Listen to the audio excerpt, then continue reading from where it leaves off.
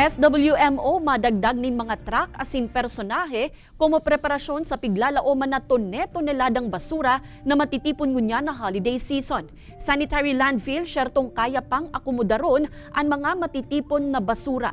Uyan report ni Rosie Nieva.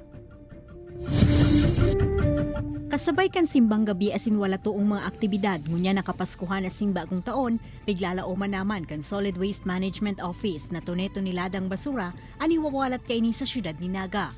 Huli kaini ngunyan pasana, nagsurat na subot ang SWMO sa ibang mga opisina nganing makasubli ning dagdag na mga truck na mahakot kan matitipo na basura. Target kaya na makatipon ng tracing truck para mas marikas na malinigan ang syudad. Apura sa mga personahe ka na sambitan ng opisina, kadalasan man na igwang mga volunteer na nagtatabang sa saindang paglilinig. Naka-ready na kita ngunyan, malinig na, hihilingon si pwede pang maasikaso para po sa paabot na Pasko, paabot na New Year.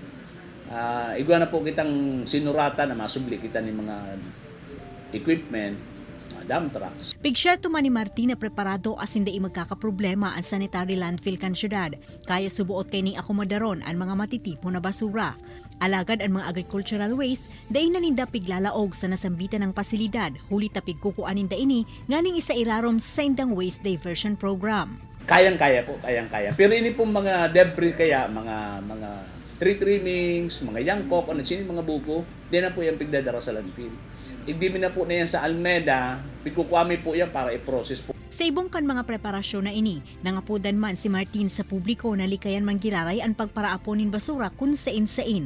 Nganing masyertong malinig asin magayon ang bilog na syudad ni Naga, kasabay kan kaugmahan ngunya nakapaskuhan asin bagong taon.